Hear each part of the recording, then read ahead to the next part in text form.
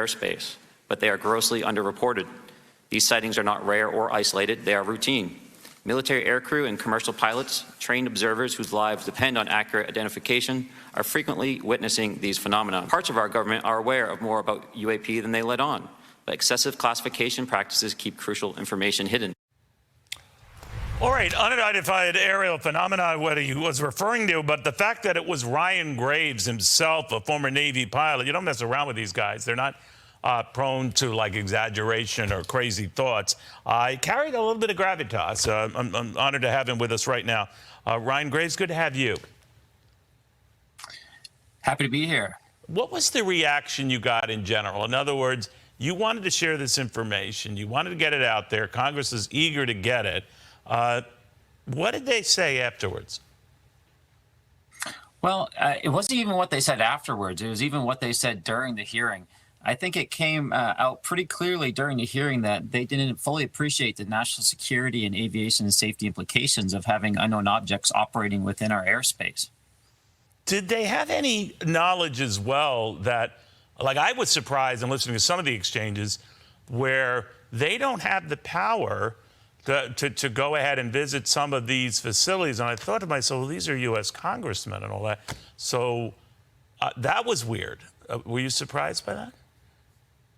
Yeah, it certainly seemed like they did have difficulties getting some of the information. And information flow has been a big problem in this conversation. It's been siloed across different departments, different offices. There was a particular case that Representative Gates spoke about where he visited the base and actually had to speak with various pilots who told him they were having a hard time even reporting this safety information.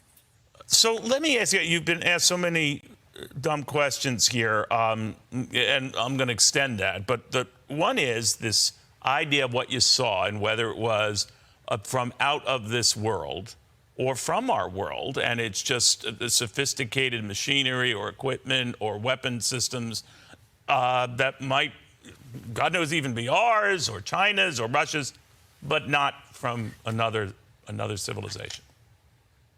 Here's what we know. We know that what we're seeing are demonstrating capabilities that are exceeding our own, both in how they're moving, their quickness, their way they jump different directions, the way they climb and descend. And the fact that they do this while staying airborne all day is not something that we have in our arsenal that I'm aware of. And this is a cause for concern because these are operating But could within it our be, training. Ryan, and that's why I'm badgering this point. A lot of people say, well, these are secrets that he wasn't supposed to stumble upon, or a lot of his colleagues that did, but they're not from space. They're our stuff, or China's stuff, or other countries' stuff. We just didn't know that they had this stuff, or maybe even we had this stuff. Well, it's not about where they're from. I don't draw a conclusion about them being foreign assets or local assets, right? Or space assets. But the fact of the matter is we can't have these objects whizzing by our fighter aircraft at 50 feet in our working areas. That's not good if it's our own blue forces, and it's certainly not good if it's China.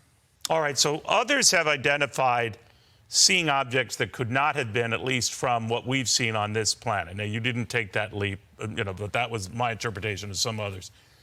The other issue that came up is whether there are aliens or creatures, whatever you want to call them, that were captured or died, and they're here. They're holed up in some of these facilities. Do you believe that?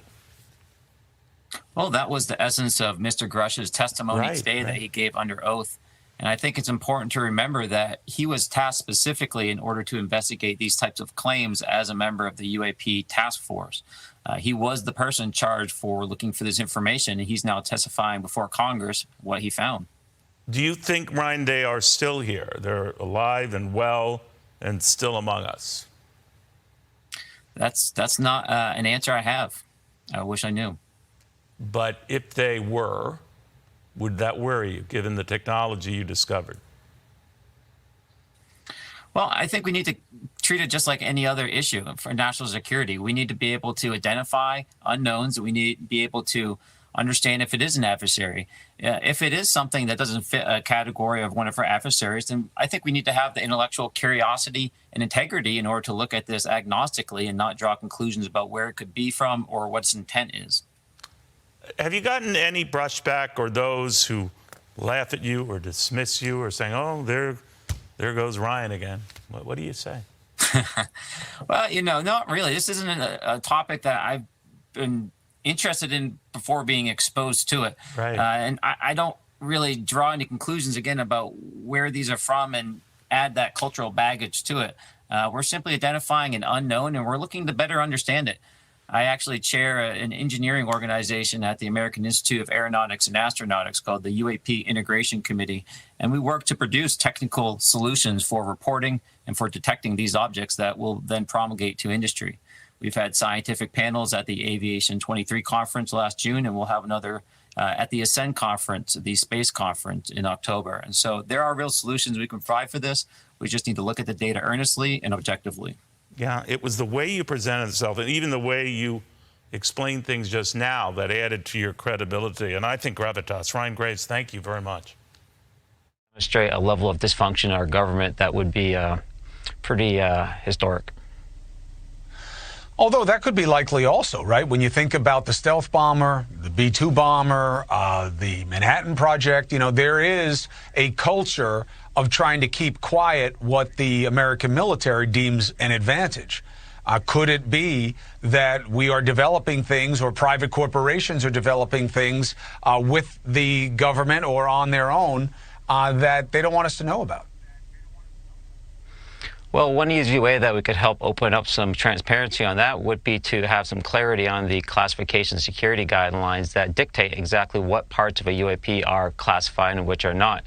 Unfortunately, this security classification guideline is itself completely classified, although available via FOIA. So these are the type of things that we need to work on with Congress and with Senate as we move forward legislation in order to be able to release information to the American people. How common, in your experience and what you're hearing, is it that people see things that do things that they're not used to seeing? Well, let me give you a particular example. I was seeing objects in 2014 that resembled the cubes and spheres. About a year and a half went by. I left on deployment, and I went somewhere else in Mississippi. I had a number of years later, one of my former students reached out to me to let me know that he was still seeing the cubes and the spheres over in 2019 time period. So we've been seeing these objects for such a long period of time that we need to also step back and look and ask what would be operating our airspace, doing the same behaviors that we still don't understand for almost a decade now. How come no other countries express these kinds of concerns and curiosity? Well, I think they do. I think they do to a large degree, more so than they do in the United States. In South America, the conversation is much more open, as well as in France and other places within Europe. I know China has some programs that have been looking at this in the public sphere, as does Japan. And so in some sense, although we might be somewhat very embroiled in this conversation as a public, I think we're somewhat behind the conversation.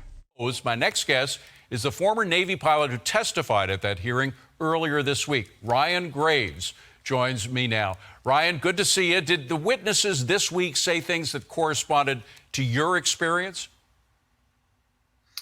Some of them did, yes. Commander Fravor's experiences that he had in the Navy, both with what he interacted with and also how his interactions were received by his colleagues, were very similar to my experiences. Mr. Grush's experiences with classified programs and things of that nature is not my personal experience. In what way does it differ? Well, Mr. Grush was assigned to the UAP task force, and the UAP task force was stood up in response to reports from pilots seeing things in the airspace that they couldn't explain. Through the course of Mr. Grush's investigation, he came across various pieces of information and witnesses and other whistleblowers that he's then testified before Congress for in Wednesday's hearing. Now, he was the one, correct me if I'm wrong, but he was the one who actually talked about beings from outer space, that there may have remains of the extraterrestrial beings that were flying these spacecraft. Is that right? He did use the word biologics. He stated biologics were recovered in some of these crashes. What do you think about that, Ryan?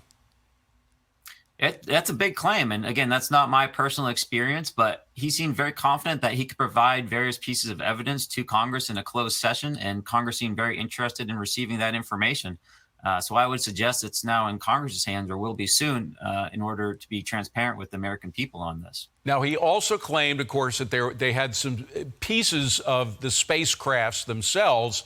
Now, your experience, you had a lot of flying experience. Your experience with watching these things, did they do stuff that is absolutely impossible for any spacecraft on Earth to do? Well, we don't have an explanation for how they're behaving that way. We would see objects with no wings, no exhaust coming out, no obvious propulsion signs, and yet they'd still be able to stay completely stationary in very high winds, Category 4 hurricane winds, Wow. or accelerate then to Mach 2. And these are spherical objects, very non-aerodynamic shapes. I'm a former mechanical and aerospace engineer before I joined the Navy. That's not the shape you make a supersonic aircraft out of. So yes, we don't know what they are. We don't know how they're performing, and they're doing it all day, exhibiting very aggressive and high energy maneuvers. They also, a lot of times you see them over water, and some people say that they actually go in the water as well. Did you see any experience of that? That's what we call trans-medium behavior. So object going from, say, space to air or air to water. The F-18 is not equipped with sensors to be able to accurately or cleanly see that transition. We would see objects near the water, and then perhaps they would be gone. But to say what they actually happened during that transition, we just don't have the tools to do that. About 90% of our operations when we're doing air combat is what we call beyond visual range. We're utilizing a suite of various sensors in order to correlate targets and to prosecute them. Incredible stuff. I hope it all comes out. I think that the public deserves to see all this. Ryan, great to see you. Thank you very much. Appreciate it.